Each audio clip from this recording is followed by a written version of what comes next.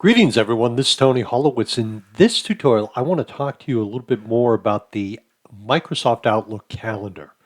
My focus in this training right now, or up to now, I should say, has been all about working with email. And I still have more tutorials to come with email, but I sort of hit the fundamentals. So now I want to jump into the calendar. So what you see on the screen right now is my email. It's a new account, so there's just a few emails in here. But now I'm going to take the focus and I'm going to come over here on the left and click on the calendar. So here's the calendar. It's the month view. Now, what I urge you to do in the calendar is come up and click on the different tabs up top and just look at some of the things in here. Now, again, I had mentioned I use a tool and I'm a teacher for something called ACT CRM. I'm an ACT certified consultant. So you might see some things here for ACT. Just disregard those. Unless you're an ACT user, chances are you won't see those. Having said that, when we're in the calendar, I think the most fundamental thing I want to show you in this is how to throw something on the calendar. Now, another thing that I'll mention again is Outlook has a task list that you can come in and create things. I'll show you that real quick. This is the task list, but I never use it. It's just not the nature of what I do. So my philosophy has always been when using the calendar, if it's really something you want to focus on, schedule it. So the first thing I want to show you is the day view. So I'm going to click on the day view. Today's August 28th. I can see the work week, or month.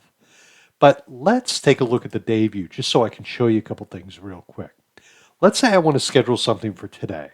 Let's say I want to schedule something for 1 o'clock. Well, if I click on 1 o'clock and just type in Tony, go to hardware store, or something like that. And again, it doesn't have to be complete, but I'm going to just type that in. Tony, go to hardware. So now I have that and I've put it on my calendar.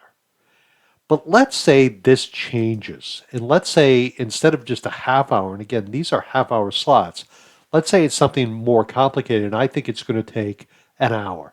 Well, if I put my pointer on the bottom of this item, you'll see there's a little small square on the top and bottom. If I click and hold and drag down, I can resize this to make the time amount different. So let's say I decide it's an hour and it's 1 o'clock. That's how easy it is to change the length of a meeting or an appointment, however you want to refer to it. I just got something on the calendar. Now, let's say that all of a sudden I decide, you know what, I can't do that at 1 o'clock. I got to do it at 3. All you have to do is click on this, drag it down to 3 o'clock. It's that simple. So fundamentally, if you decide you want to put things on your calendar, you can do that. Because I'm in the day view over on the left-hand side, I see the calendar for August and September. If I need to go back a month, I can. If I need to go forward, I can. But let's say I need to schedule something for September 11th. I'm just going to click on it. I'm going to come over here and I'm going to say, let's call Fred. So maybe it's a long call, it's an hour, but I just put call Fred. Again, I can move it.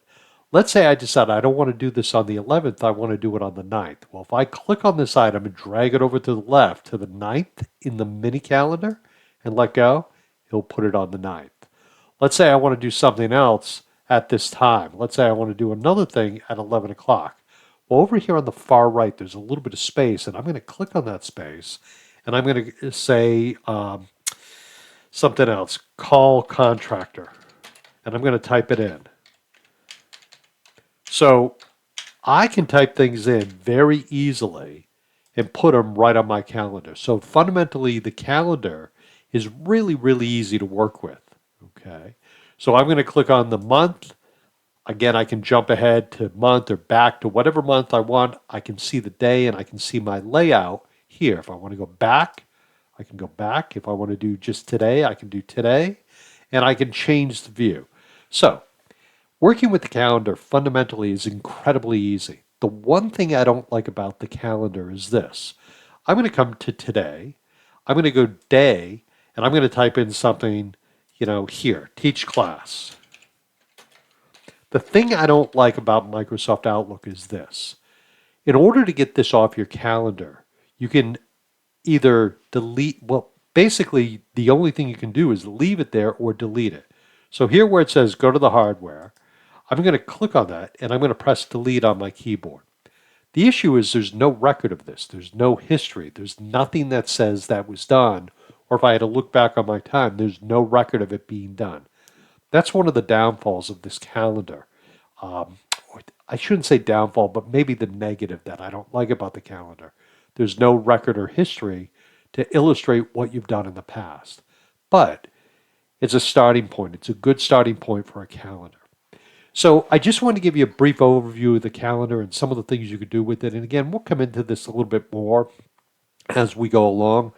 In my next tutorial, I'm going to show you another way you can take an email and get something right on your calendar using the email. Okay, my friends, thank you very much. You have a great day. Bye now.